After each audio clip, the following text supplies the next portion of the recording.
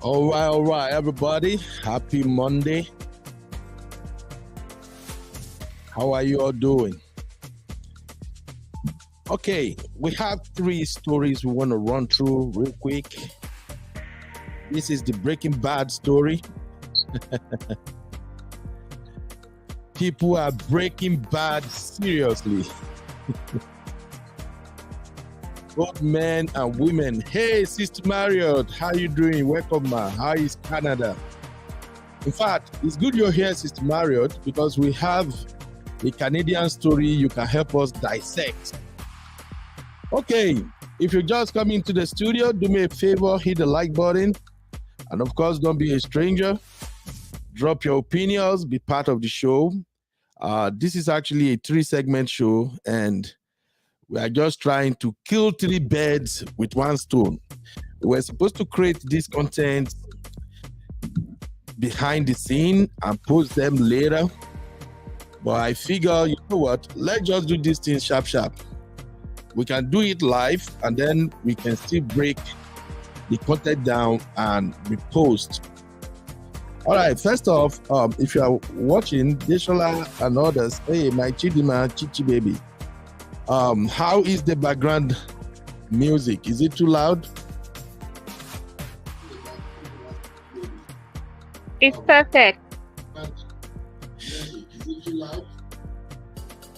Okay. Maybe I can reduce it a little bit. Okay.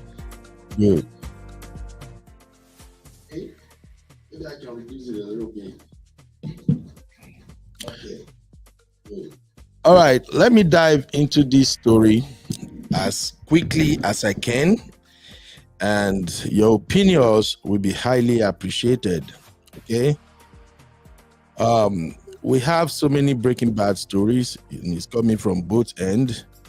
Men are breaking bad, women are breaking bad. And for the first time, I'm having my ladies in the studio, my team members. I have Simbi, the usual women defender. And of course, I have my blogger, the one and only celebrity gossip blogger that I have in this my small space. Tosin is in the building. Please, guys, help me give these ladies a shout out. All right, I want to read these stories as fast as I can, and then we can dissect them as quickly as we can. Mind you, what we're aiming for is to extract the lessons from these stories so that people who might find themselves in similar shoe later on in life, they can have something to relate with. So the first story I have here is, this one get us to be. This is the story of Evelyn. Evelyn has been married for 15 years, and I'm just gonna tell you guys how it goes. Yeah, Sister Olivia, this Queen Tifa, is it the same as Queen Otagada? Because I really don't know. I have one sweet, beautiful sister who goes by the name Queen Otagada. And then I'm seeing this Queen Tefa. So I don't know if it's the same person. Please let me know. Sister Olivia, my South African sis, please go and join Sister Olivia YouTube channel. Subscribe to her. She has great content. If you want to know anything about South Africa, just go to her page. She do trendy commentary. She explain all these things and made it clear. In fact, from watching her channel, I've learned more about South Africa than I learned from my own friend, Dr. Nii. All right, so here's the story. Please follow me as I read along and let me know what you think about this. All right. Simbi, are you ready? Are you there? Yes, I'm here. Okay, cool. Hey, Tosin, how about you? Trendy Tosin, are you ready? Yes, sir. All right. Okay, here we go. So, this story is actually tied to a woman's regret, and I'm going to read it just the way I got it. Evelyn had always been a fiercely independent woman. Independent again. She built a successful career as a lawyer, owned her own home, and had a circle of friends she adored. Yet, there was a void in her life that she couldn't quite fill. I think a lot of women know about this one. Okay, let's continue. She'd been married to David for 15 years, a man who, while kind and supportive, had always seemed to dim her sparkle. One evening, over a particular bland dinner, Evelyn had had enough. She announced to David, her voice trembling slightly, that she wanted a divorce. He was stunned. Even me too, I will. He was stunned, his face paling. But Evelyn was resolute. She didn't need a man to complete her, she argued.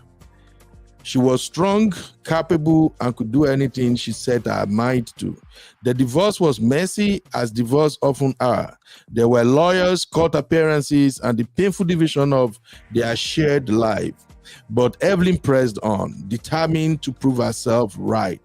She threw herself into her work, joined the gym, and even took up salsa dancing. Okay, now.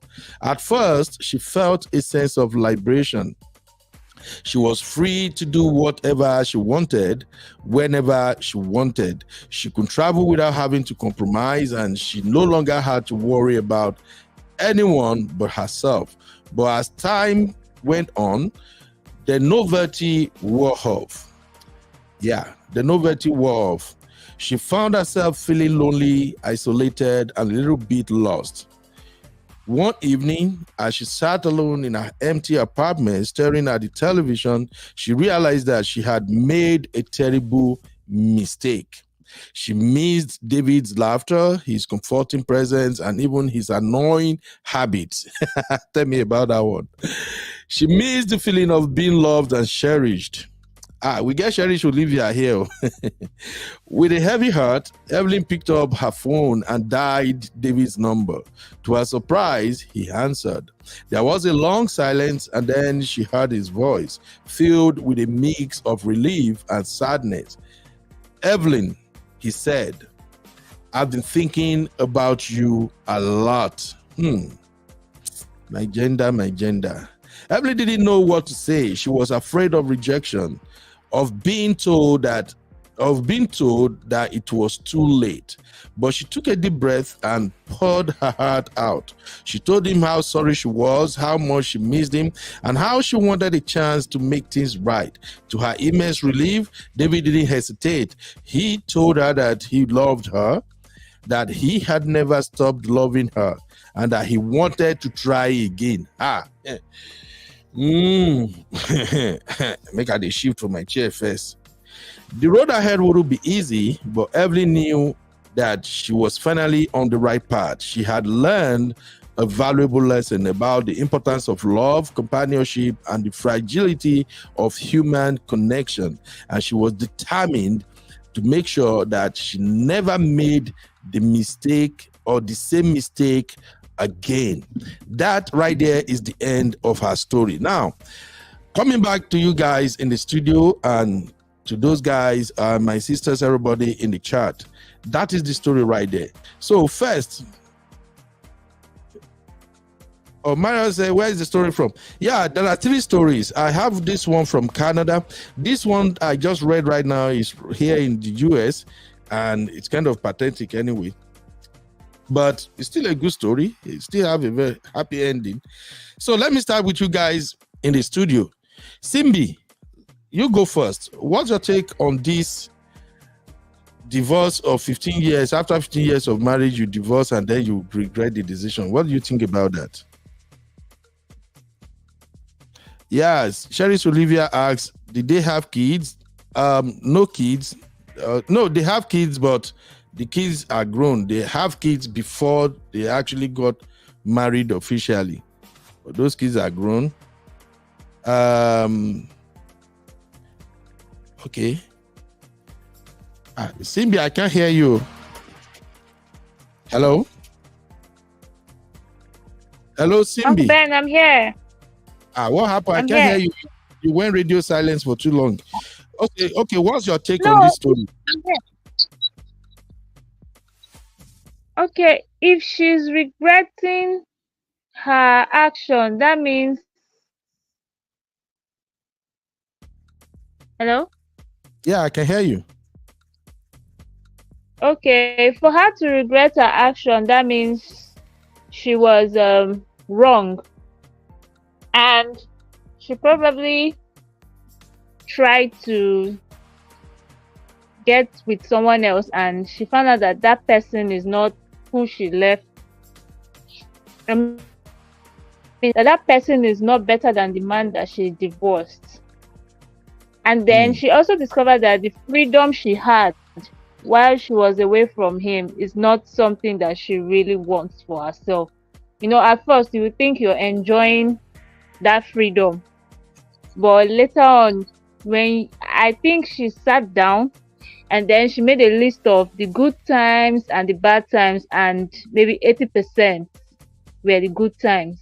That's enough reason to go back to your ex. That's enough reason to regret divorcing your husband or wife. So I'm happy they have a happy ending. Okay.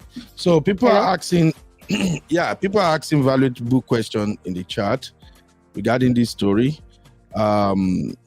Chidima said, this is one of the reasons why most men are afraid of independent women.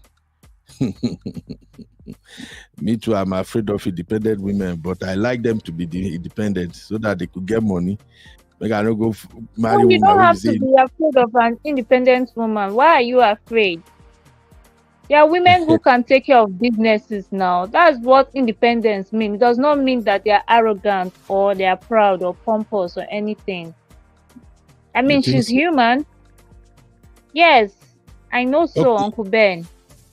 Okay, to you, what does independence means to you as a woman? As an independent woman, what does it mean to you? It means I can take care of things. It means I'm responsible. Okay. It means I am willing to, it means I'm willing to learn. I'm willing to pursue my dreams and goals. It has a lot of meaning. Independence is not arrogant like most Nigerians or Africans think it is. Oh, okay. All right. Now, here is something I'm going to ask you. As an independent woman, would you say independent women need a man? Ben, your voice is echoing. I didn't get you. Okay. Do you hear me very well now? Yes, I can hear you. Do you think independent women need a man? Yes. You need a man for companionship. For companionship. Yes. And when you're asking if she needs a man, are you suggesting that she doesn't get married or something? No, because here in America, when a lot of women say I'm an independent woman, I can take care of myself, I don't need a man. That is the rhetorics. That is what even a lot of the black singers, celebrities, that's what they are peddling. That's what they are selling on the internet. Oh, you got to be independent. You don't need a man to take care of you. You can do your stuff yourself and all that. So that's why I just asked you. All right, let me quickly go to Tosin. Tosin, are you there? Hello, Tosin. Hello, I'm here. So, Tosin, what's your take on this short story? How does it sound to you? I think it's a good thing that they both reconciled. They identified their weaknesses. They eventually got back together again. At least it depicts that they would be able to live together longer, since they've been able to identify what brought them apart in the first place.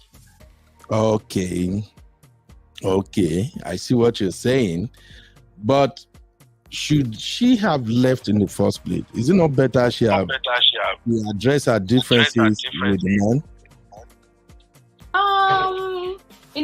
We are wired differently, and the way people react to things are very different from each other. So I think if she maybe if she hadn't left, she wouldn't have identified or found out that this person is like someone I can't do without. With me, this person is now part and parcel of me. I can't do without this person. So I think they needed that space to iron out their differences. So I think it was a good thing for them to separate for a while. Most times when I listen to conversation on marriages and everything, maybe when a marriage is having a conflict or something in between that is not healthy, people advise, even marriage therapists and whatever, they advise that there should be a separation at that point in time. So during that separation, you'll be able to identify what led and what should be the solutions to the problems you had on the marriage in the first place. Okay, all right. Good one. Let's move on to the next story. Let me meet you. You are having echo. All right. Let's move on to the next story. Yes, Sister Marriott. Okay, I think Bflex is coming in too. Yeah, Sister Marriott, I got this story from my Reddit. I'm a member of at least 3 relationship subgroup on Reddit. So what I usually do when I see these people's story, especially if it is story related to Americans, I just have to correct the story in a way that nobody will come back and drag me. I don't get money for lawsuit. So I don't know if you are on Reddit, Sister Marriott. There are lots of stories on Reddit. People are actually coming out and telling what's happened in their marriages, especially these my American people.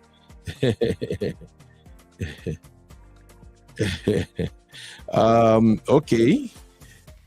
At Sanusi, you don't question why women aren't respected until they are married. Wow, I think we have a lot of conversation going on there. Sanusi say yes, sir. An independent woman needs a man she needs to get married to be well respected, and she needs to be loved. She needs someone to be her companion. Okay, I see what Sister Marriott is responding to. Okay, let us move on to the next story. This one, you see this one are Niger people. May God help us. This story right here, we'll come back to it after this just 1 second or 3 seconds break, so that I will know where to cut this story later. Hold on, guys.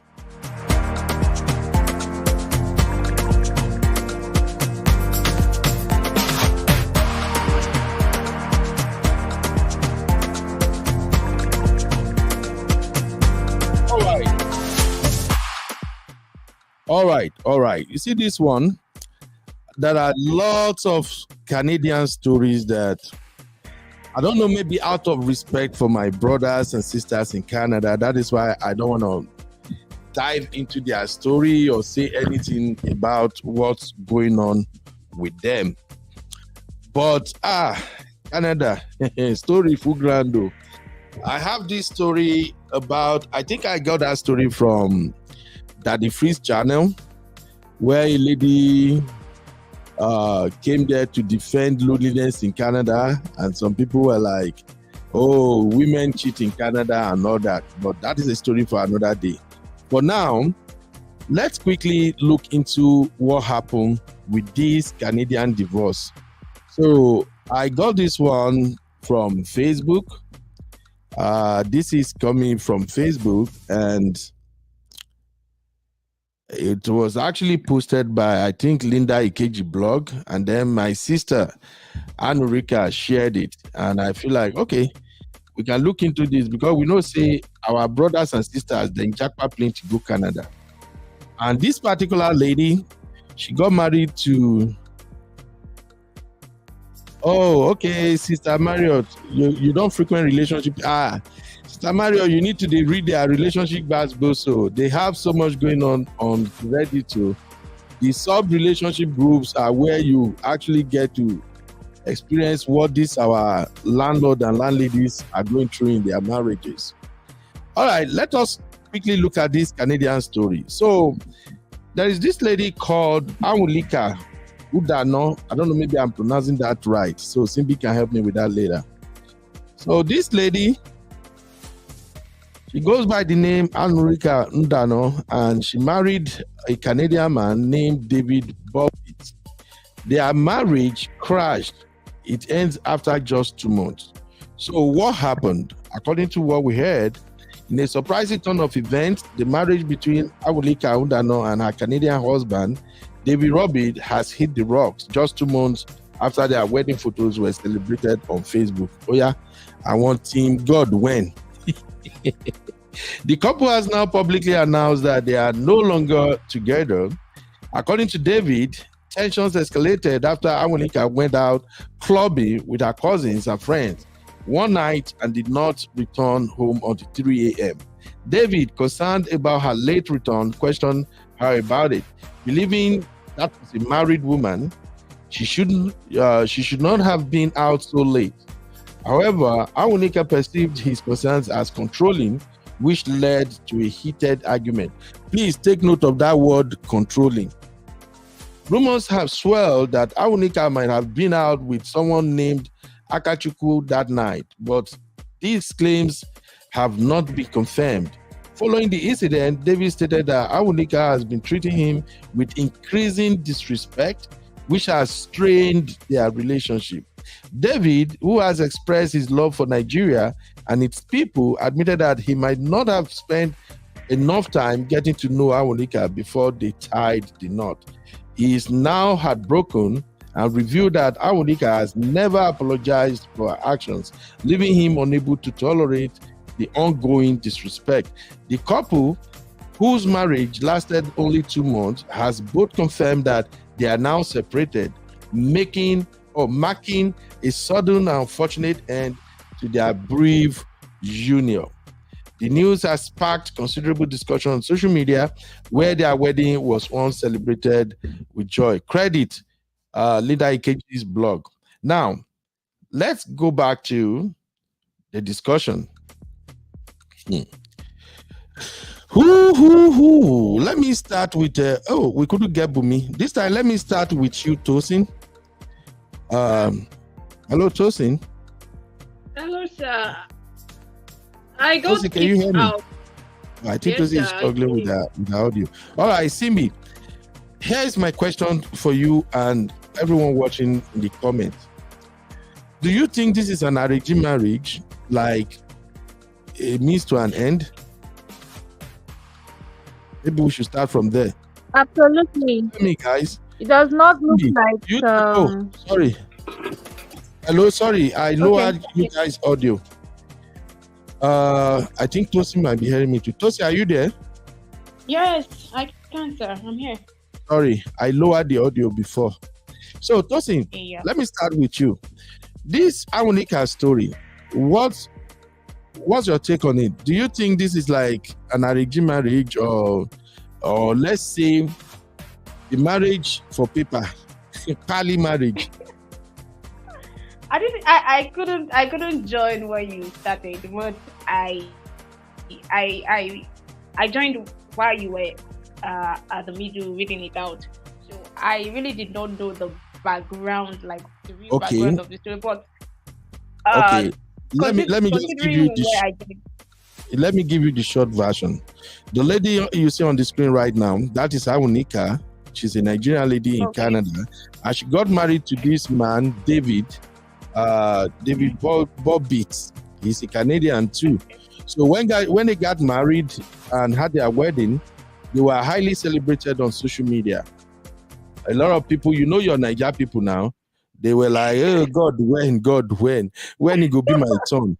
And then just 2 months after their wedding, these people are now divorced. And what happened, according to Bobbitt, Awulika went to the club, according to the rumor, with her cousins, and she did not return until 3 a.m. When she came back, the husband asked, why would you stay out that late?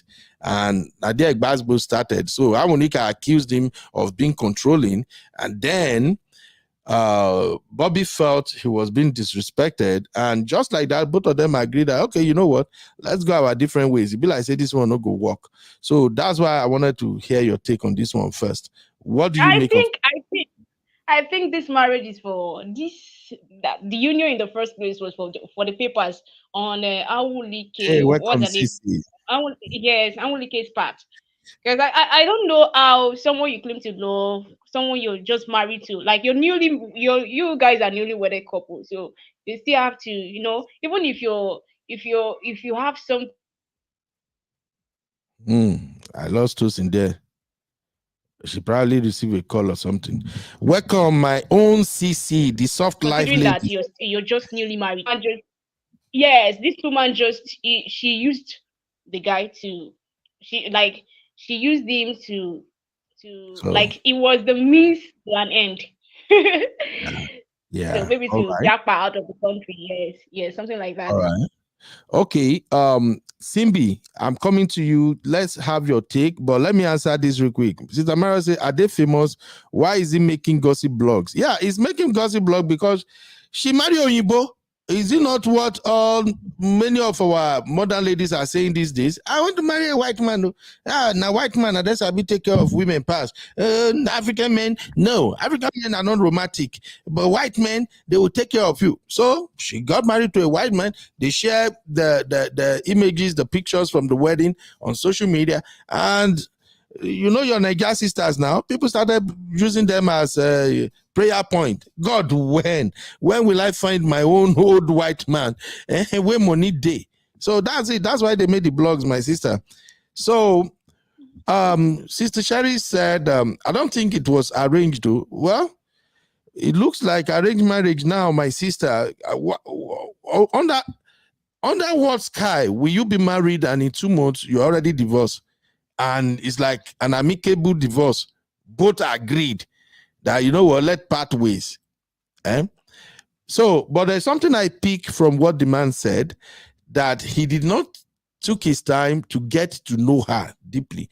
And this is one thing I tell my brotherhood.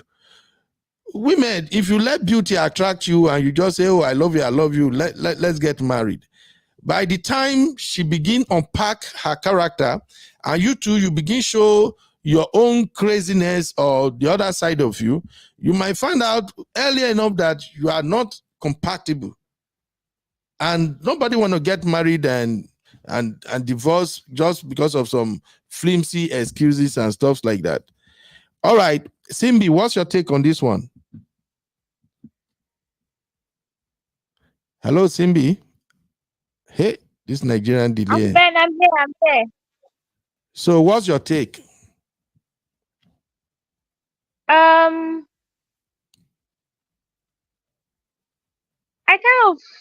a bit confused because newlyweds are supposed to be in their honeymoon, after the marriage, and I wonder why she did not go to the club with her husband. You guys are, in your honeymoon phase, and you went clubbing alone with your cousins and friends. What's that? There's more to this story than we are hearing. Why did she have to go clubbing without her husband? Well, There's more to it, and they didn't get to know each other. I know you cannot fully know someone, like you can't know everything, but at least they should have talked. Like they should have gotten to know each other better a little bit, or to an extent, let me put it that way, before getting married. yeah. There's more to that story. I want to understand why. Is it that he doesn't know that she likes clubbing, or he's the type that doesn't go to the club? I have so many questions.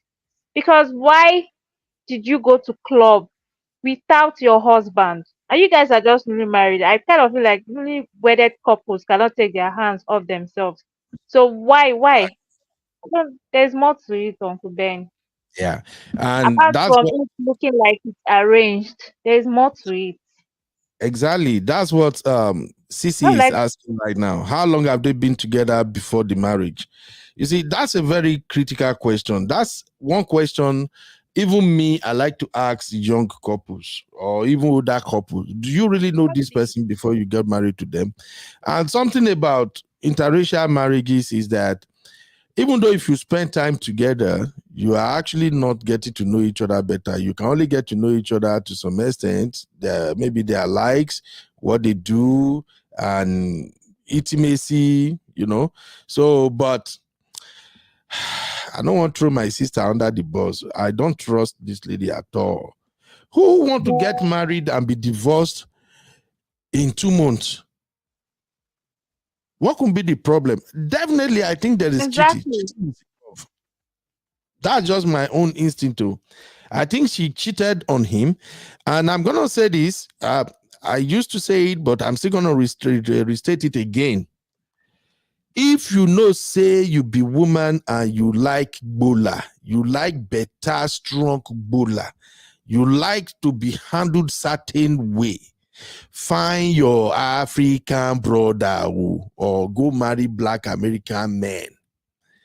I don't want to throw anybody under the bus, but I'm just saying, if you know you like bola, Sisi said, who said she cheated? Well, the story we heard is that she went to the club with her cousins in quotes. And rumor also have it, or maybe you missed the part when I read it earlier. There is a part of the story that said there's a rumor that she was actually going around with one guy. What's the name? I think, yes, there's this guy named Akachuku. So definitely cheating is involved. Clubbing, cheating, going with cousins. And this is why when you are married to white people, you have to be careful. Your brothers, cousins, they can't come around you anyhow. These folks are not like us.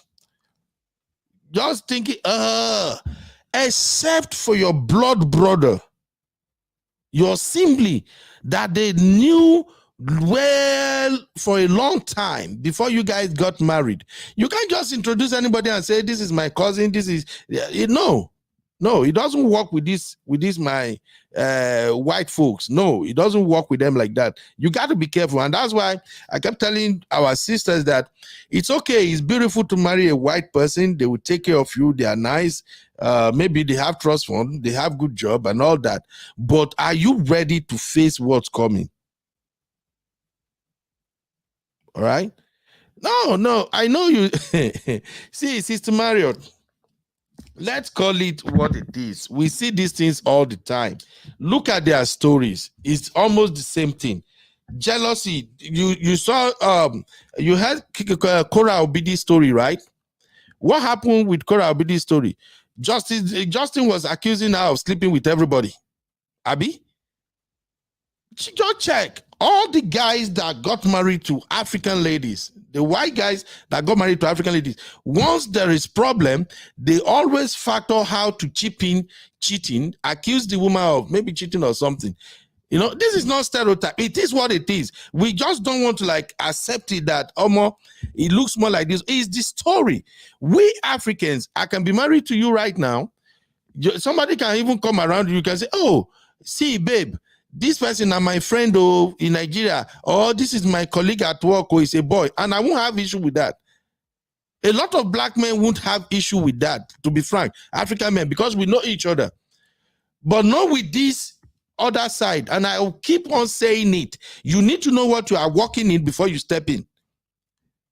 And it's not them alone. Americans generally, I don't live in Canada, but from what I've seen and observed here in America, generally when you are in interracial marriages, only exceptionally few of them will give you that grace that, okay, you can go and mingle with your people. You are not doing anything. I trust you.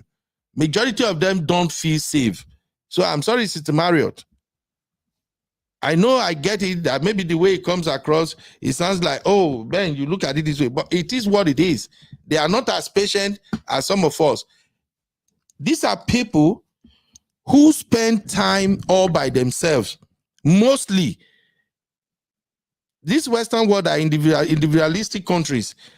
A lot of people, they are home alone. They spend their time together. They don't mingle with people anyhow. And now when they marry you, that you are coming from another culture, you got to be careful. You can't just say, oh, I'm going to a party. I have to go. No, if you are going anywhere, you better take them along. Just watch. Okay, pay attention from now on. If you know any African lady or man who married to a white person, count the number of times you see them attend a party alone without their spouse being present. Just count. You will be surprised. It is what it is. So the lady might come and say, no, he's controlling. He's not even controlling. She just don't understand him. Okay? So that's just my point, my sister. This said, I cannot go to the club with my cousin because I'm newly married. Oh, because I'm newly married? My husband can follow me and my cousins there, though. What is the big deal? Sister D, it's a big deal. You can't go to the club with your cousin. How do we verify these people you are going with are your cousin? Even a black man said we have issue with this. An African man, we have issue. As a married woman, 2 months, you are going to the club with your cousins, your male cousins. Really? No. I don't agree with that one. No. Nigerian men don't. Nigerian men will do the same, but you still have grace, my sister. That's just my point. We're still gonna give you that grace. Possibly the people you are going to the club, we know them already. We know ourselves. And if we don't know them, you know now. Can you tell a Nigerian man, no, I went to the club and you stayed till 3 a.m. as a wife? Seriously? With who? Are you supposed to be there that late night? So these are the issue. I know it's just my own feeling as an uncle. I'm just saying my own. Advantage of being single. I can stay there till 4 a.m. Okay. Do you want to be single forever? No, I'm just saying I don't like the fact that she didn't go with her husband. That is it. You have to go with your husband. The same thing applies to men. Imagine a man who just got married. 2 months into your marriage, the man will say he went to the club. You left the wife at home. You went to the club. Who did you go to the club with? Oh, my female cousins. We just went there to have fun. Really? This one. Now, she just won't use the man.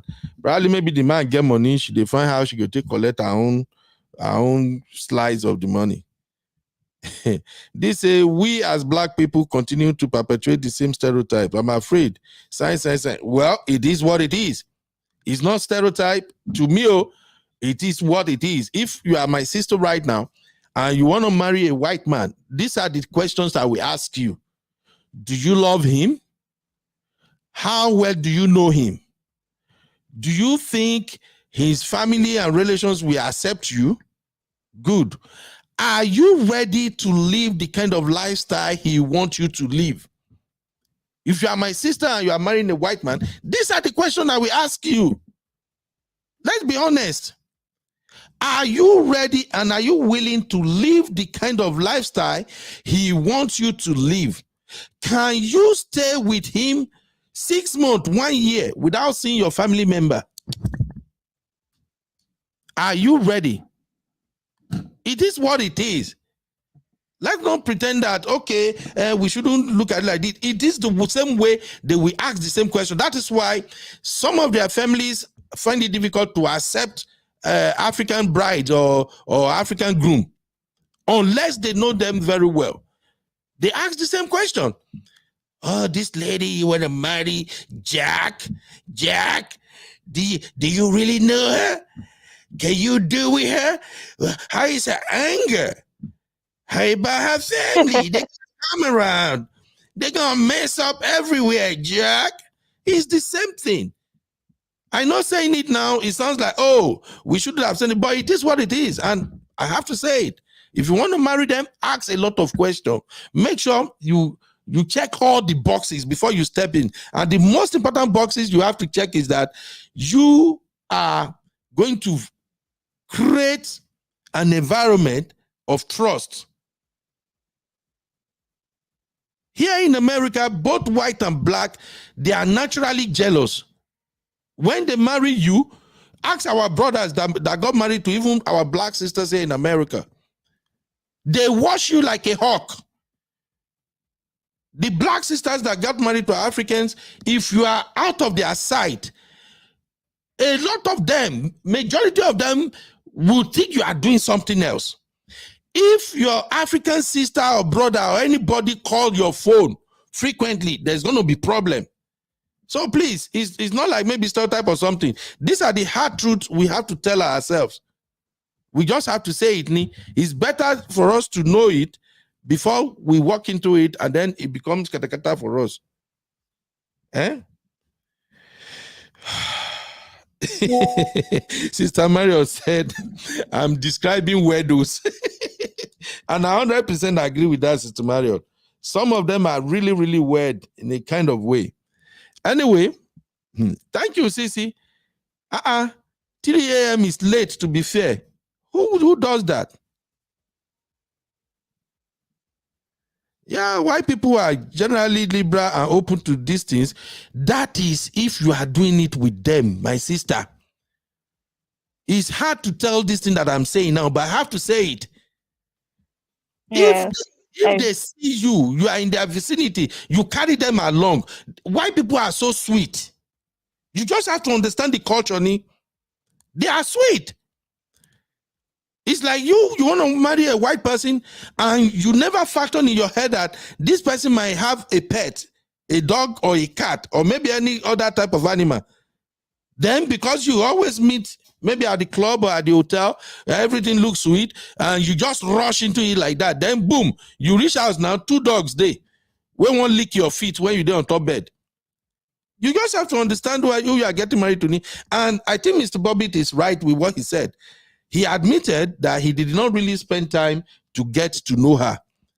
Maybe you have known that, this one a party animal, this girl. That's why for me, when I see girls that say, men are my friend, I move with men, we go out, we do everything together. My sister, I'll tell you, say, okay, that is good. Oh, that is your life, live it. But me, I will never get involved with you. Because if I get involved with you, you are cutting those men off. If you are not cutting them off, you limit whatever you have going on with them, because now you are married. Okay? Simbi and Tosin, do you want to add anything to that before we move on to the last story? Yes. I guess they did not talk about their social life. And maybe she mentioned that she wanted to go to the club, and he said, no, you can't go. Then she insisted. She went anyway without her husband, and now it's a very big issue that's eventually led to divorce. Oh, What's going on? Oh, this is why I don't like using this window. I think I just have to call these people to make this StreamYard work on my laptop again. This is Mario, it is strong. I do not mean to be a negative Nancy, but I do not think we will ever be free mentally. Absolutely. Bro Ben, you miss what you did. You reduced black men to Madingo. Do you know what that means? No. That's not about Madingo. I'm just saying that if you know you like Ebola as a woman, you want a man to be rough with you, and sometimes you are a white savior, like we say, quote and unquote, white savior. If you be woman way like Ebola, sometimes some of them are not really energetic to be there all the time. And that can lead to some people doing what they are not supposed to do.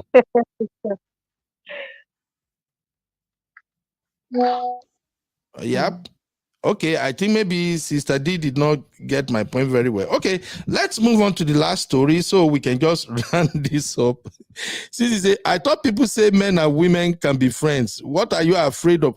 Sisi, men and women can be friends though, but that's not when you are married to my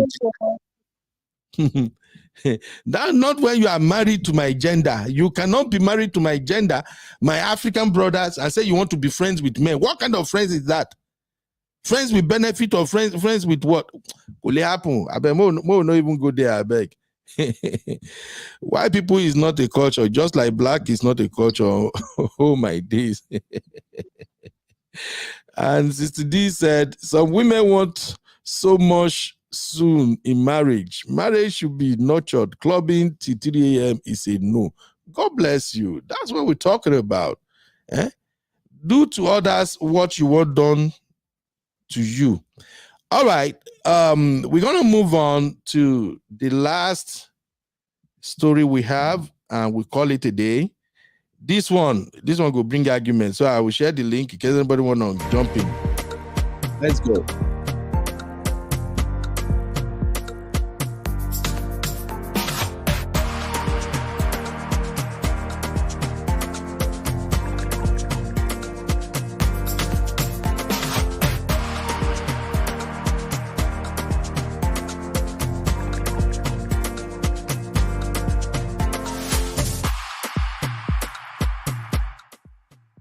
All right. Welcome back, everybody. This is the last story we're gonna examine together. Let me quickly find this one and share with you guys, because every day on this internet street they see something. I don't tire for my sisters. It's like many of these my sisters want to rewrite history. Welcome, Sister Yvette. How you doing, ma? Nice to see you.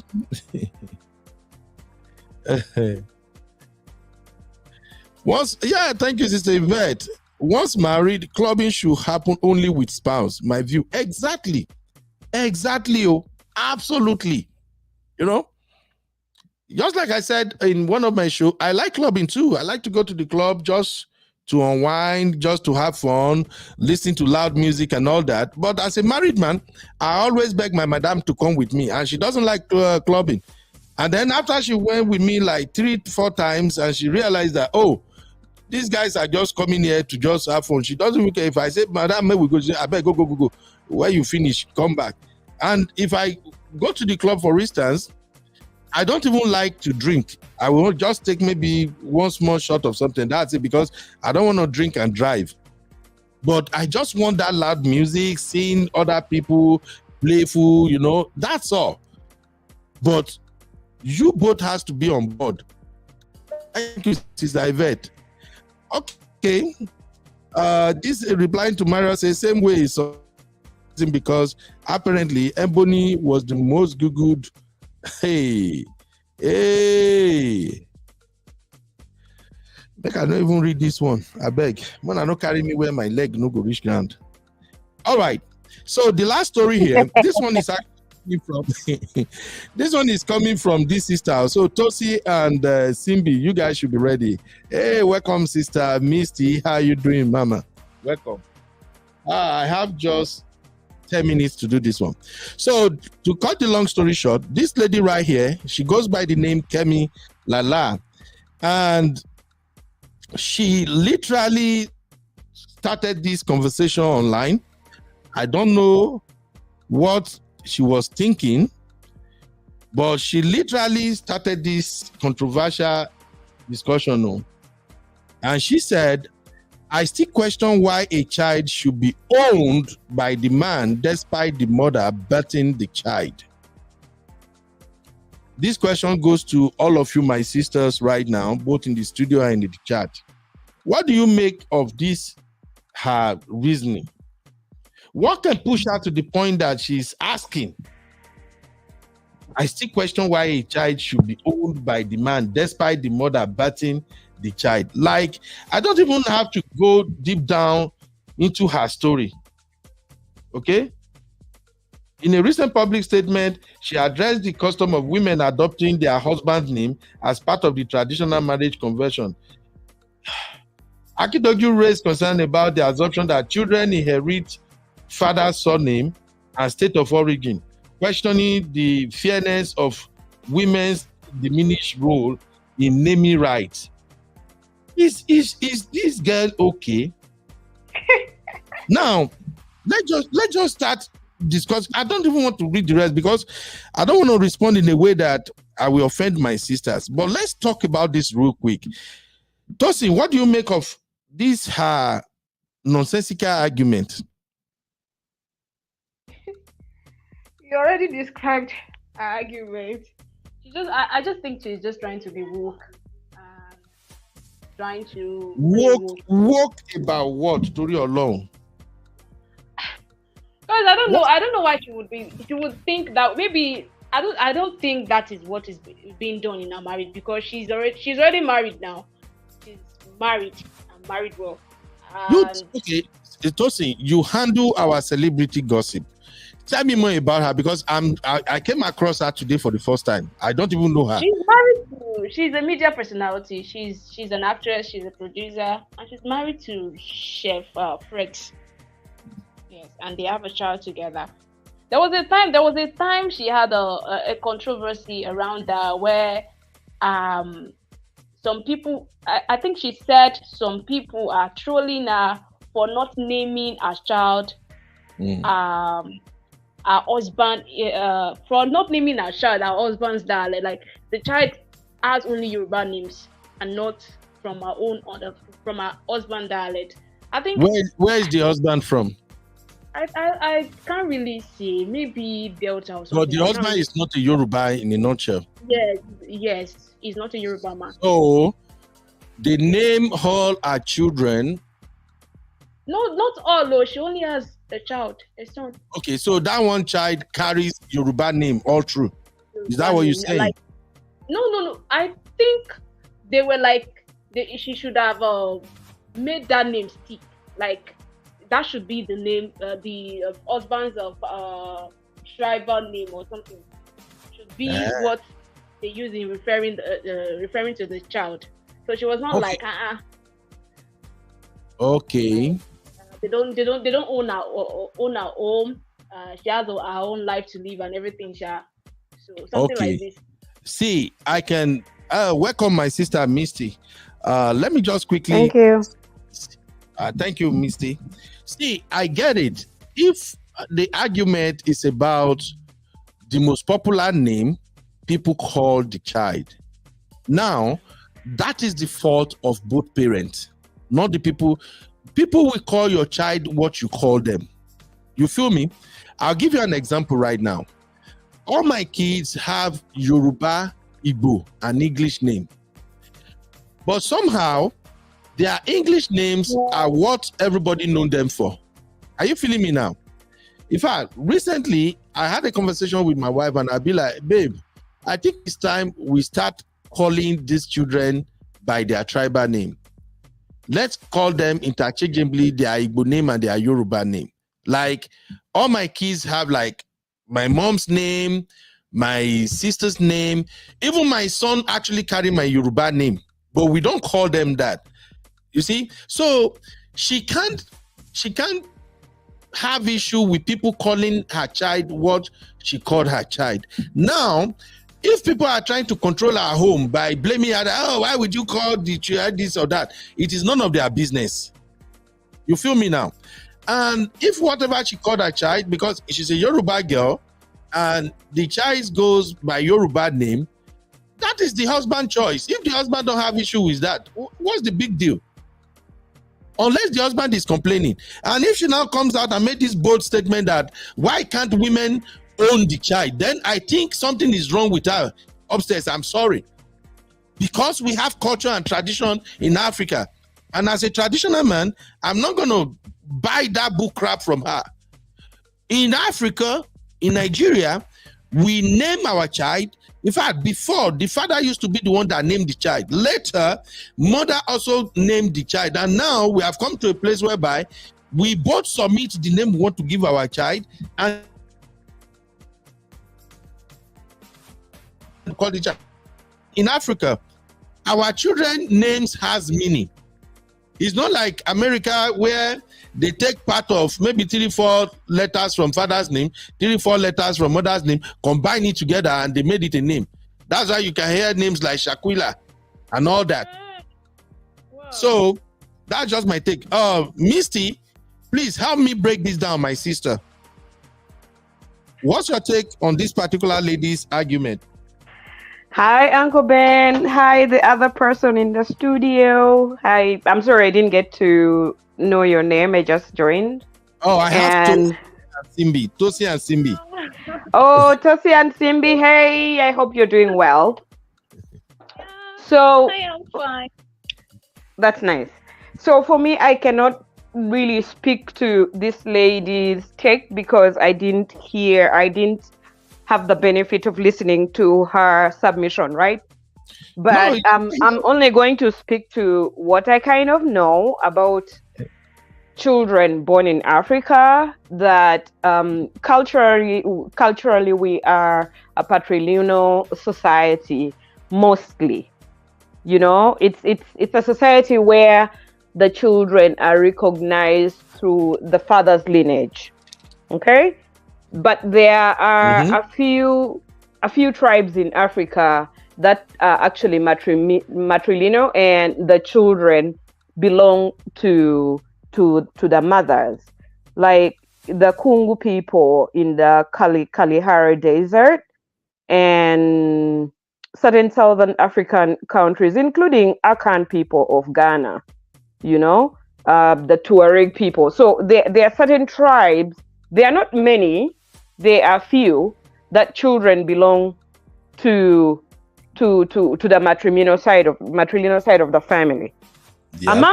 Among my people, and I think I have read and listened to documentaries among the Igbo people. My culture, I'm of the Luo descent.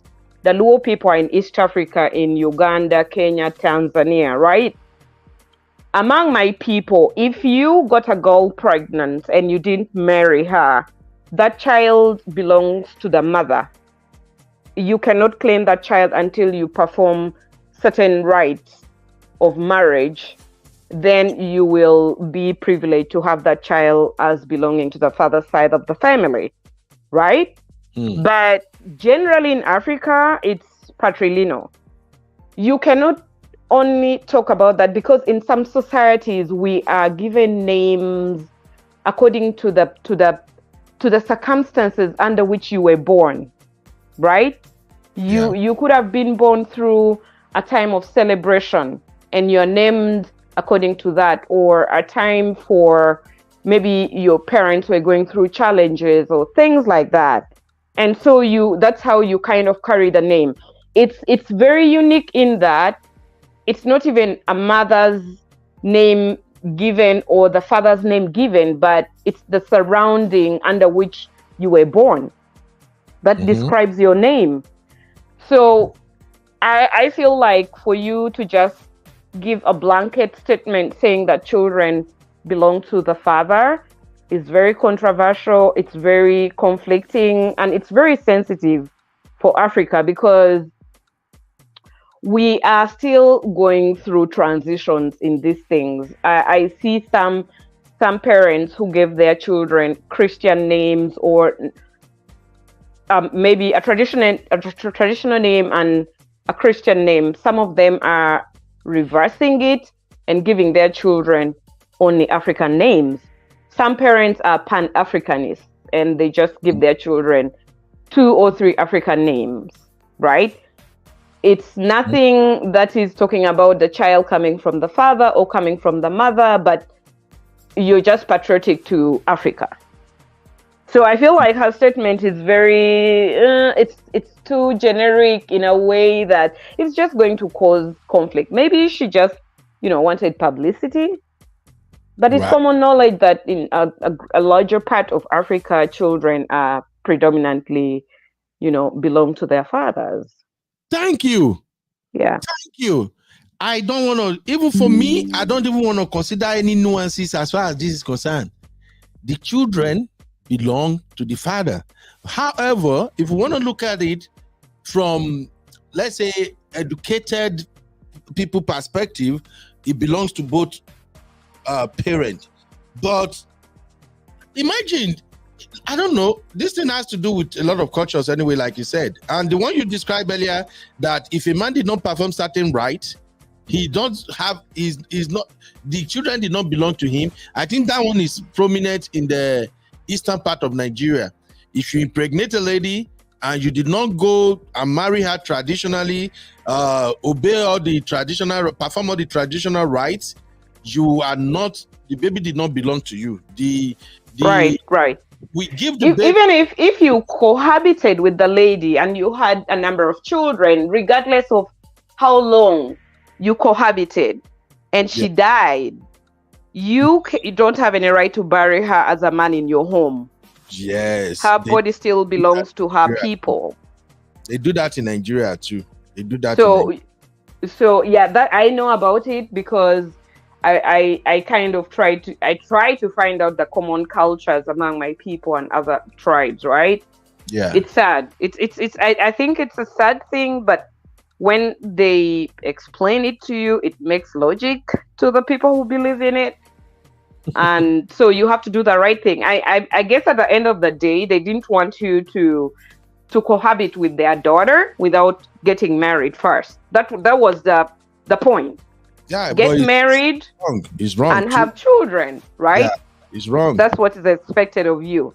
So if you've had children without performing marital rites, should anything happen, then you don't have rights to your children or your wife's body, So do the right thing by the culture, I guess. Yeah, thank you, my sissy. And thank you also, my own Misty, for at least help us make sense of all this drama and balablue going on. I don't know what it is with some of my sisters, like this one that is talking now. All of a sudden, you have issue with man claiming children. They are not taking the kids away from you, because if you ask me, I will just say, okay, if you say the children belongs to you, then you have nothing in the house. Whatever the man possesses belongs to the man. How about that? In case of stuff, and the man, everything, all the work you created together, it belongs to the man. You take the children and go. Some people will just start some unnecessary argument out of nothing, just because they call them stars. What star are they? What celebrity? Nonsense.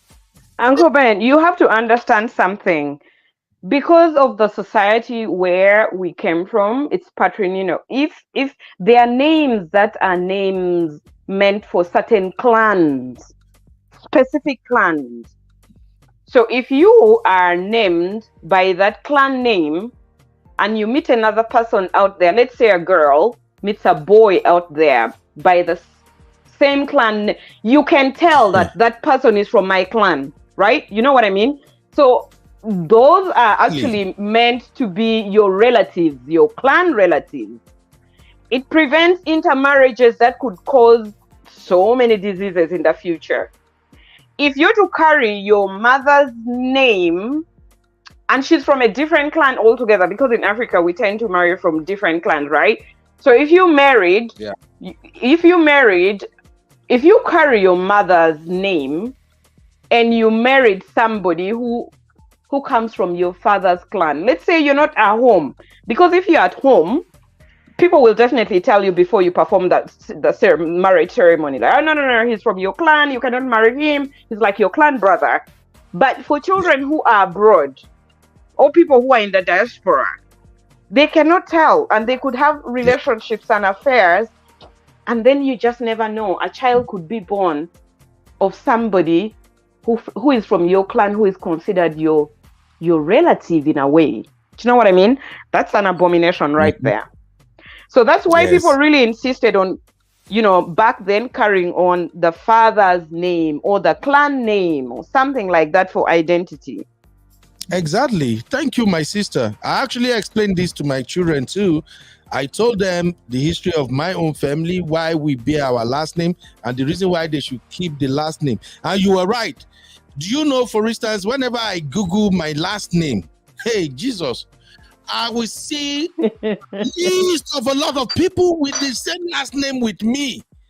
And sometimes when I reach out to some of them, hey, Jesus, help me. Do you know, I don't even know the origin, where we are from. So I'm just thinking that maybe that name is a kind of random name. And I've done that. This is not a random name. Yeah. We say, 3-4 families can bear it. No, It's unique to us. If you are Right. bearing this last name, definitely you and I we are from the same family household. But then, please, we have Brother Kidola and Honey Babe here. Let us hear from Brother Kidola and then Honey Babe, so I can wrap up and go to where they are paying my salary and they don't fire me. Brother Kidola, how you doing, sir? You welcome, Baba.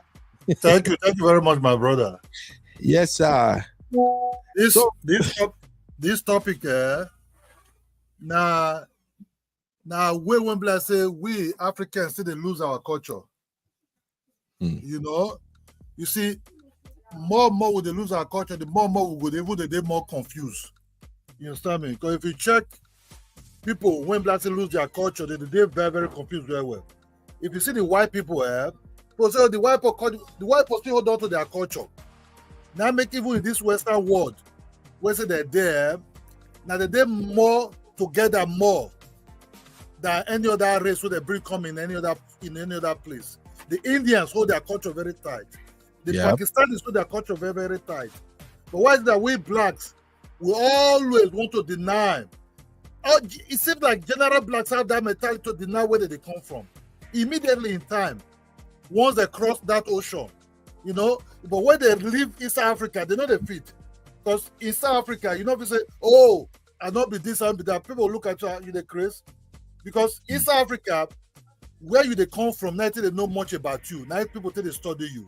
But the moment we don't cross the shore, our own type of behavior is they very something else. They won't even behave more than the people even get the place where they stay. In Africa or Nigeria generally, our culture be say where papa they come from, now they begin they come from. And not just that they come from, in case if you even die, say pikin die young, now papa place that they bury him. Not be mama place. So it contained a lot of different type of rituals. Why pikin they come from where papa they come from. Not be just the judges because they Western world go say, oh, you know they pay child support. You don't even care about it because they use that pikin as a way to deal with the guy. But in Africa, you don't feel do the same thing because the law get the way it be. Traditionally and everything, because I beg. Even the get parents say, where you they carry this pikin they come from? Where our place here, in case anything happen to them, what we go talk about? I beg, take a go papa place. That is always the way it is. But we Africans, if they get the way they be, I don't know, mostly say Nigerians may just call that kind of something. That's more they enter London, they enter America, everything don't change you. It's a Debbie Dab, it's a useless guy. Blah, blah. Don't look after him, forget him, it's not your father. Then when that child started growing up, it started getting confused. You know, that's just the truth. I'm getting confused more because you know what it is. Yes, so thank you, bros. Mr. Kidola Egbon, thank you very, very much for saying it the way it is. We are Africans, we are kings.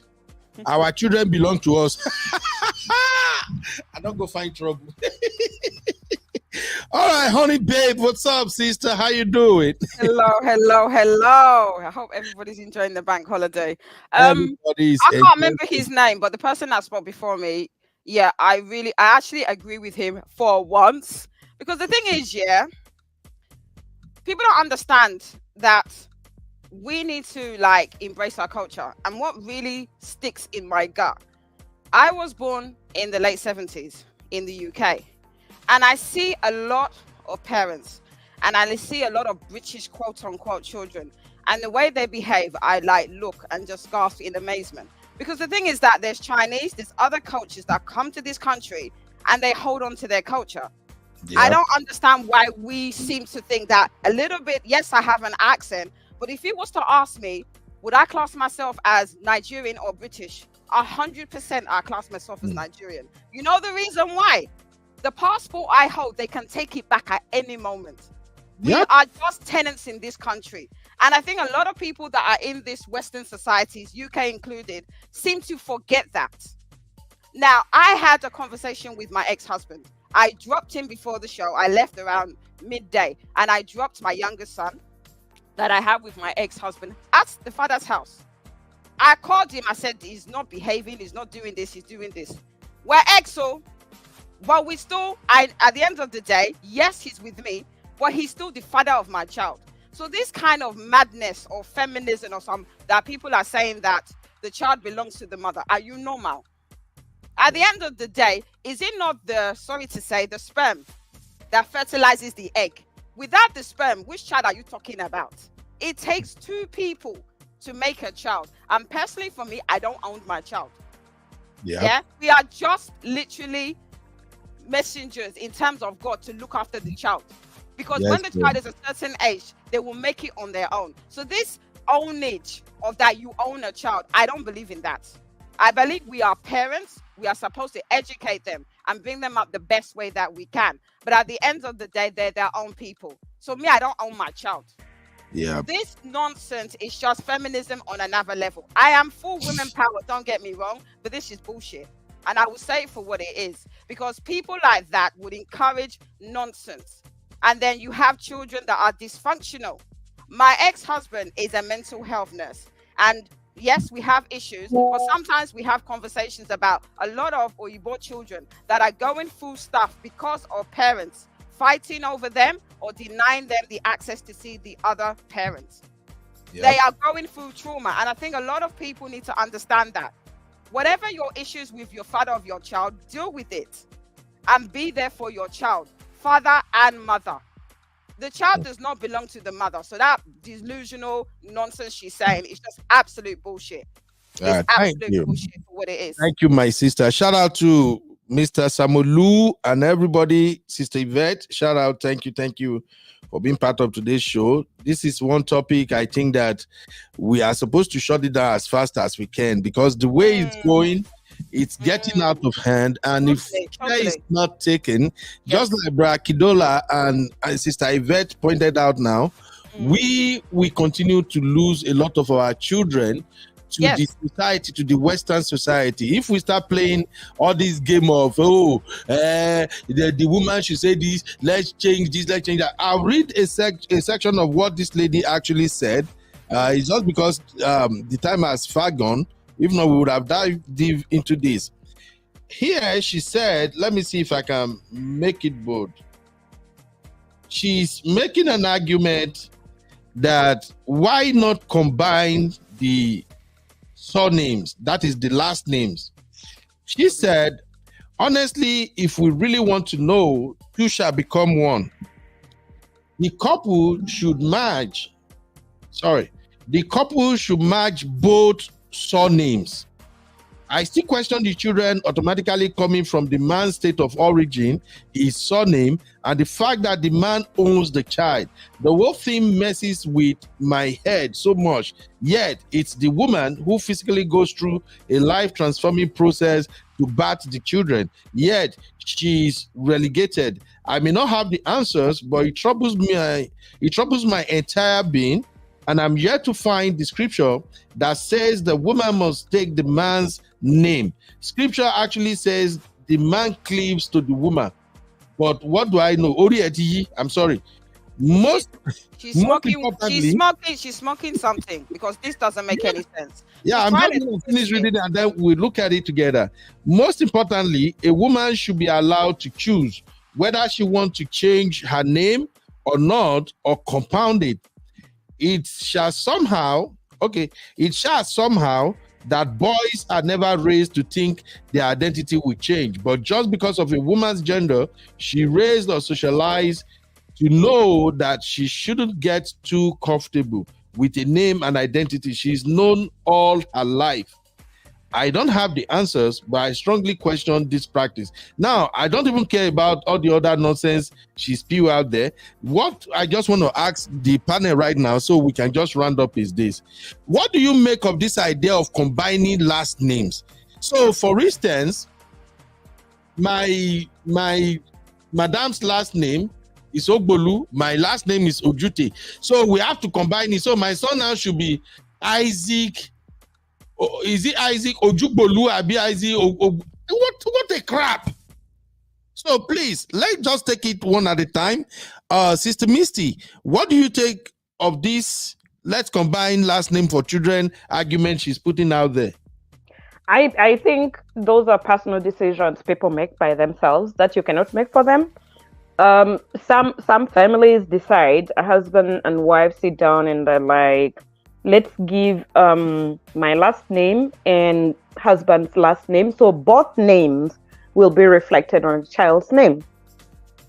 Some families decide together they want a family name that is the man's last name, and everybody else carries that last name.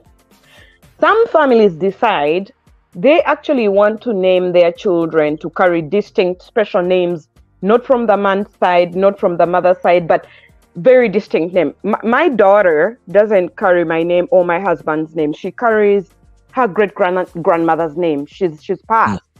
So we want to carry on the tradition of remembering the people who passed in our lineage, right? So you cannot dictate and say this is mandatory for us to do. No, most of the things she's talking about are very personal decisions to be made by a couple. But generally, even in the Western world, a family carries the last name of the man, of the father. There's no dispute about that. Those who tend not to have it, it's a personal decision they choose not to have. So there's no one answer for what she's saying, but I feel like she's imposing. She's like, let's do this. And maybe this is the best yardstick. No, there's none. There's some that is going to work for certain people and some that won't. So let it be. Like, don't try to fix something that's not an issue for us. I feel like in Africa, we have real issues that we should be dealing with other than something like this. Thank you. Sister, thank you, Misty. God bless you for that. Yeah. Let me go, bro. Akidola. You see, we have to be very, very careful because I'm not seeing some kind of degenerated kind of things. Sometimes some of these people that are in the Western world try to transfer to Africans. You see, let's give you an example, a very short example. You see, a place like London. Some of these children that was causing havoc in London, most of them, their father is not in their life. Sometimes, because this woman resorts to marry the authority, because this authority, the one providing all kind of child support, care support, and what social service support, this woman now disrespect this man, and this man now out. Especially the ones that they caught not 2 years back that want to commit a very heinous havoc that said it belonged to some certain nonsense. If you check, the ones that know where they're coming from, people like the Tony Joshua, that still bear their father's last name, that the father took to Oshu State to know where it's coming from, to know his people. Not too long ago, this cash fighter, Israel, went to his father's village to meet his kinsmen so that he can have peace of mind in their life. Joshua have to go to Nigeria to see kinsmen before able to defeat that Mexico guy to retain the power of who he is. You understand me? These Nigerians that are thinking they are dancing around in Western world, thinking the law in the Western will not belong to them because they lived there for all these years. They have to understand what happened in London not too long ago, the riot that the white boys foreigners to leave their country. If that was this set them example, that you are just a guest, no matter how you adopt their culture, you are not one of them. One day they will drive you out.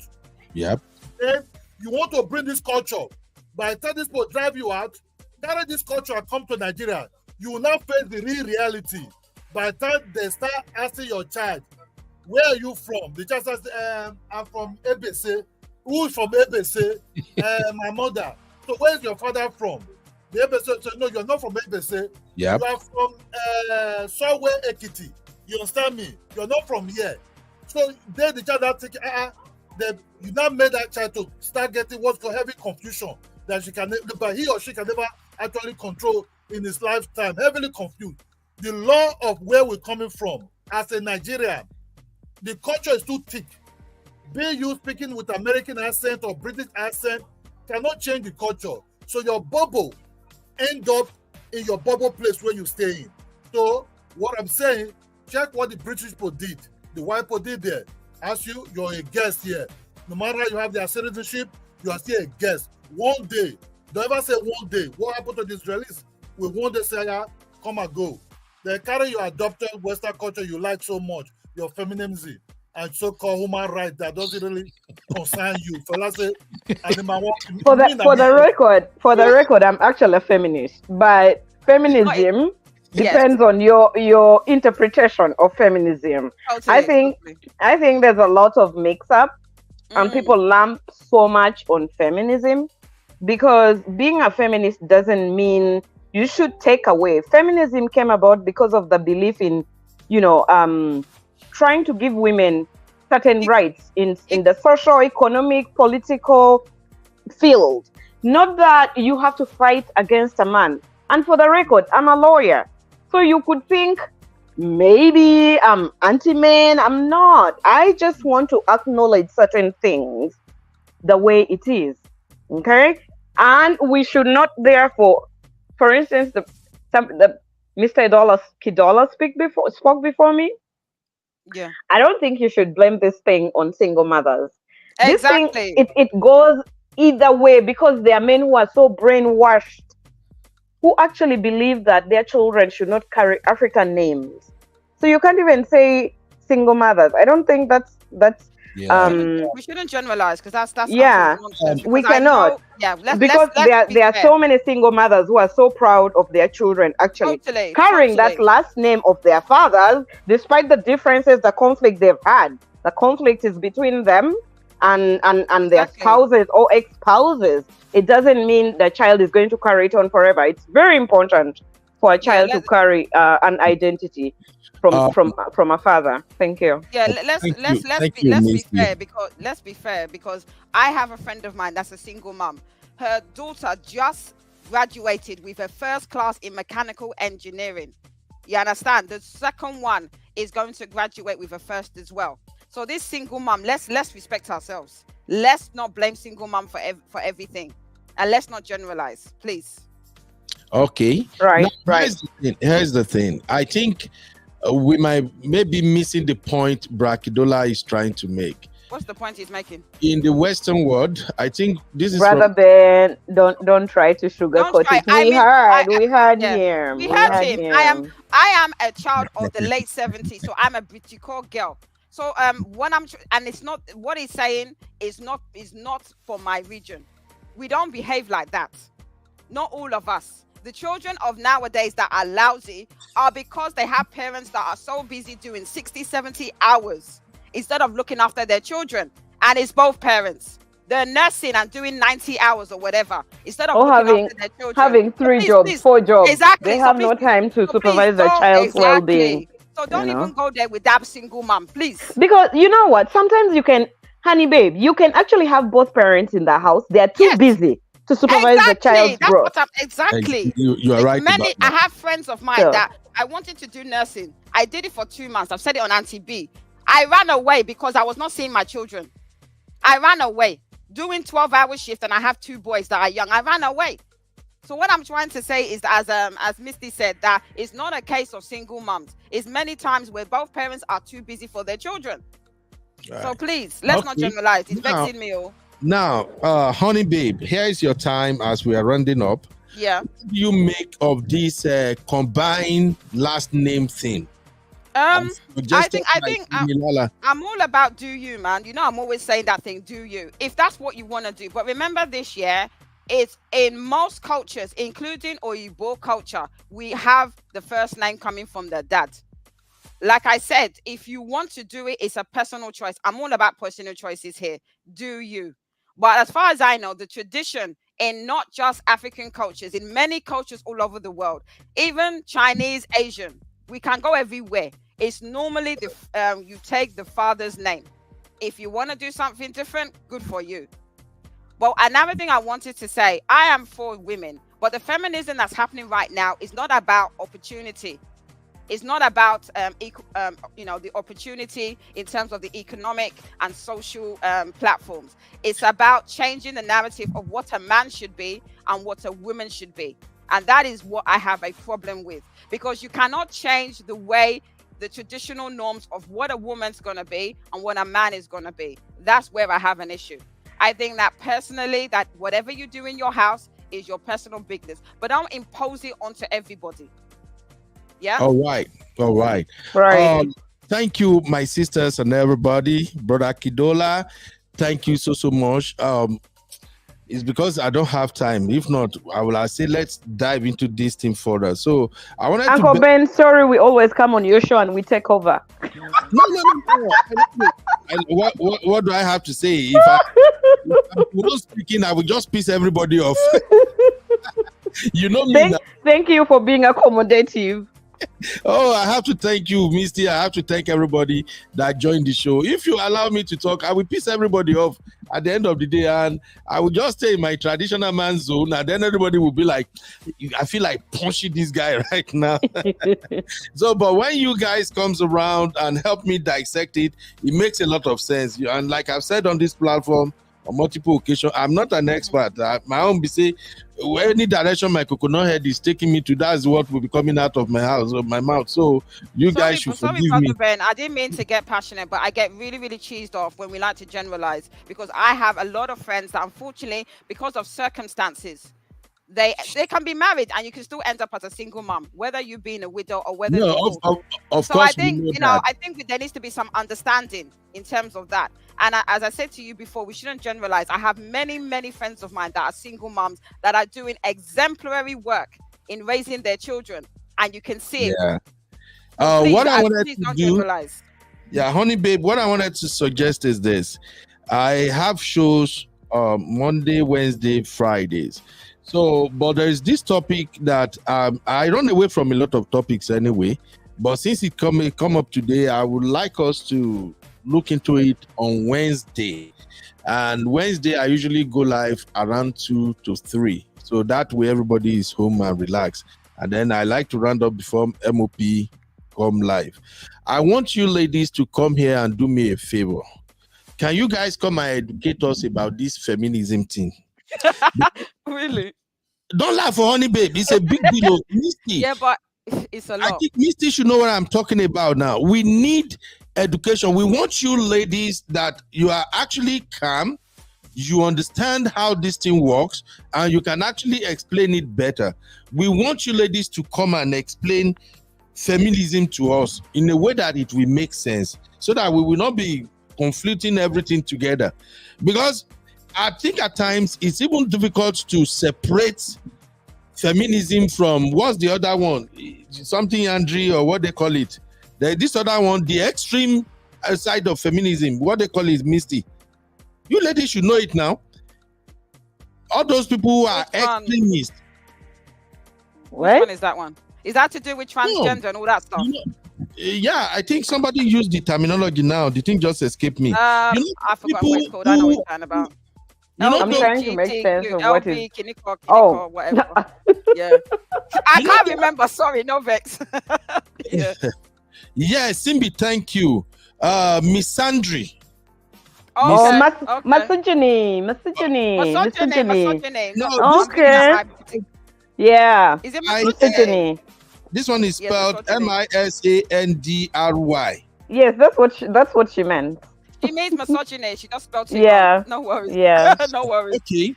So, can you ladies come around on Wednesday? You're going to be my guest. Come and educate us about this feminism thing. Because as far as I'm concerned, I cannot lie in my own traditional man space. So, if you are not agreeing with men and it is you are preaching independence, you don't need a man, you are a feminist.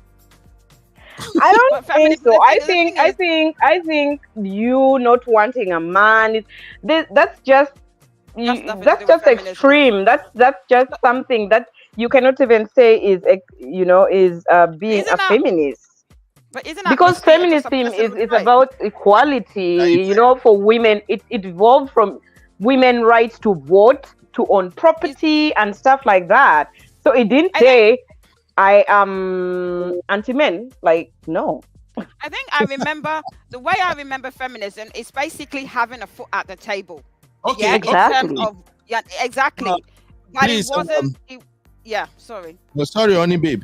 So, No Mrs. said misandry, not misogyny. So, I think Wednesday will be better, so you guys can walk us through all this terminology. I want to hear it from my African ladies' perspective. I won't lie to you because. So you gotta pray that my schedule will be, aligning with yours on Wednesday. Yeah, that is why I posted my number now. This is the studio number so that we can talk. Yeah. We're on WhatsApp now. I will even reach out to you so we can. I really, Uncle Patrick, welcome, sir. God bless you, sir. I really want you sisters to come and explain this as African educated ladies, and I have my reason. No American lady, either black or white, can explain families to me, and I will get it. Like go and watch your sister Chidima, right? Yes. Which Chidima? She's the poet. She's done so much work. She explained what feminism is in the simplest. So as you're going to do your research for Wednesday, watch her videos. I'm sorry to say, because you suggested Sister Misty, maybe I might manage to go and read it, because even the Chidima herself sounds like extreme feminist to me. No. You have a preconceived notion about her. Go and watch her videos. She's married. She's married to a man. Not even to end. She's married. She just keeps her personal life very personal. But go and listen to her. Have an open mind so that you are able to express yourself properly on Wednesday. So listen to her, listen to other people too. Like, do proper research. You know what I mean? I'll do. Right. Olivia and did you see what Cece said? It's misandry is women that have a hatred for men. I think that's what she's referring to, not misogyny. So I think you need to get the two phrases correct. It's extreme dislike or hatred for men. Yeah, that's misandry. I think that's what she's referring to. See, this is what I'm gonna do. I will bring my pen and paper on Wednesday. I will try to reach out to my brother, man of prestige, if he can listen in. If he can come and confirm what you ladies will be saying, because honestly, I think I listen to you ladies in the prestige and Obodo Yimbo more than anyone else. Honestly speaking, there are some of these things that once you start the discussion, I won't even hear it, because it was feminist. Femi, you forget. So the issue is most of us African women who are career women who are educated, they just tend to lump us up there as feminists. We just hate men. We just, all sorts of things. No, it's because some of the topic they discuss is disgusting. I'm sorry to say. Now, imagine we are just enlightened.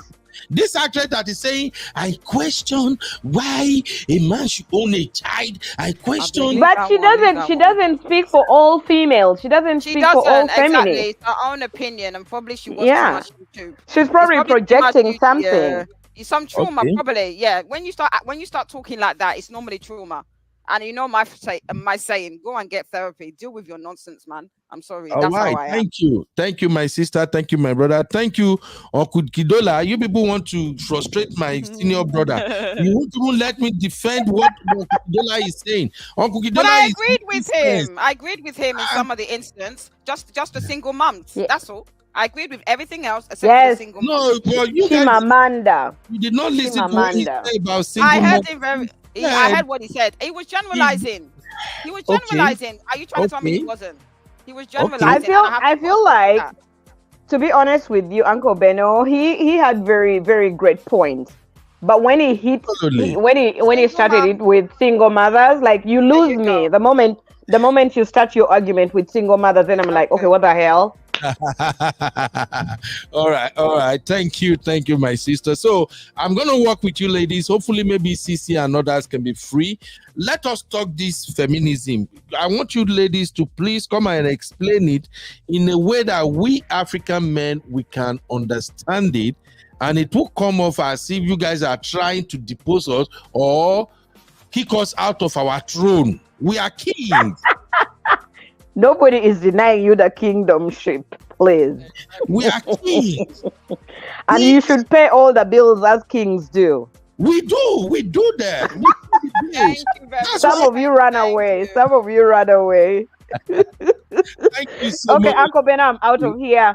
Yeah, thank you. Thank you, Honey honey. babe, it's always nice to hear from Always a you. Everybody, pleasure. the entire Take panel, I love care. you. Bye bye. Take care. Bye, Bye. my dear. I gotta Thank go you. as well. Take care. All right, Bye. honey babe. Thank you too. I really appreciate your time and contribution. Uncle Patrick, before I saw your request yesterday when I was doing the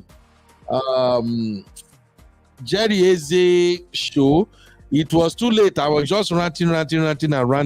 But please, Uncle Patrick, I will chat you up. I want to know when I can invite you to my show to just come and give us, even if it is 10 minutes lecture on that topic of what God cannot do, Abi, what God cannot do does not exist. That phrase that is making our Nigerian Christian Jesus PAs go nasty. Please, Uncle Patrick, if you can just spare me 10 minutes of 20 to come and educate us as a pastor and as an uncle, I would really, really appreciate it. I was so sorry for yesterday that I missed that chat where you requested for the link. My sisters, Olivia, Cici, D, Sister Yvette, all my sisters in the chat, thank you everybody for making today another beautiful show. I really enjoy it. We actually covered 3 topics today, and my gossip madam Trendy Tosin helped me dissect it, and I got my co-host Simbi also help me walk through it. In case you watch the replay, we talk about this lady in Canada that she divorced her white husband in Canada after 2 months of marriage. And it seems like she married him thinking probably he's very rich. Maybe she discovered that this one, if he broke pass us, or we just don't know what happened. But the whole thing looks like all shades of wrong. A white man cannot have so much trust in you as an African lady and got married to you, and the next thing you do is to go to the club and came back 3 a.m. in the morning. That doesn't go well. There is nobody who will take that. No African man will tolerate that BS. Let's call it what it is. All right? And this doesn't look good for other ladies who are thinking of getting married to a white man. They are white savior, like they say it. And we touched on a couple of things on this particular one. So if you rewatch, you will get it. And if you miss it, I'm still going to split up the video and repost each one of them separately. And we started with the story of the lady who divorced her husband. I got this story from Reddit relationship subunit, subgroup. And she divorced her husband after 15 years. They have grown kids already. They've had those kids before their marriage, and she regretted divorcing her husband. She reached out back to him, and bros took her back. So if you watch and you want to contribute, please leave comments. I will be in the comment and I will reply to everybody's request. If you want to reach me, maybe you have a topic you want us to consider together, you want to be my guest, this is the studio number. Kindly reach out to me. Let's schedule the show and we talk about it. We are all here learning. All right, Tosin, what's your final take on everything we did today as we are rounding up? For the last section, I think Kemi, I can't remember. I can't hear you. You are far from your speaker. Okay, for the last section, I think Kemi is very wrong. Like to initiate the idea of couples merging their last name, it's all bullshit. I think we have in Africa we have unique names, and there are always very beautiful meanings to our names. So when we think of merging names, it will turn out to be a catastrophe. So I think it's not a good idea. And about the couple that ended up back in each other's arm, I think they did the right thing. It is about their happiness. It's not about anybody's happiness. It is not anybody's business. Whatever they think, it is theirs. So I think they did the right thing. And what was the last the middle one we talked about? The Canada lady who went to the club. That one. She did. I think I don't support her. She did the very wrong thing. Right. It is not even supported by the culture, the African culture. You're a married woman, for crying out loud. You don't leave your husband at home and go out. Like, that's an ungodly hour for even a single lady to be outside at that time. So for me, I think it is very, very, very wrong. She did the wrong thing, and that she probably entered into that marriage for jackpot reasons. Yeah. All right. Thank you, Tosin. It's been a wonderful time with you ladies again. And you're still coming back here where we're going to talk about our celebrities with their latest buzz boost ongoing. But I will reach out to you backstage and we will sort it out. All right. Thanks, everybody, for today. It's been a wonderful time again. Don't forget, for those people who might need relationship counseling, coaching, always go to my brother, Man of Prestige. Talk to him. Take advantage of the programs he has going. As an African marriage counselor, he can do a lot of good. He can help you so much than you think. Mercy said, some people that give birth out of wedlock that don't give the man access to the child. Years later, the child will still go and locate the father because the community will make that child look for the hints. Yeah, exactly. In Africa, this is a big deal anyway. You don't want to have a child, people will be calling bastard or calling names. So it's very important that you keep that father's name as part of the child's name. So that's discussion this lady was driving on social media about why not give the one. I don't even want to hear it. But maybe on Wednesday, when my sisters come to the studio and educate us on this feminism thing, maybe we can finally get to understand where ladies are coming from. But before then, my name remains the one and only Benuriu, the youngest uncle, the coconut head Wahala troublemaker uncle. Thank you all for hanging out with me once again. I don't take this for granted, but please do me a favor, hit the like button so other people can actually learn from this. Until I come your way again, bye-bye for now.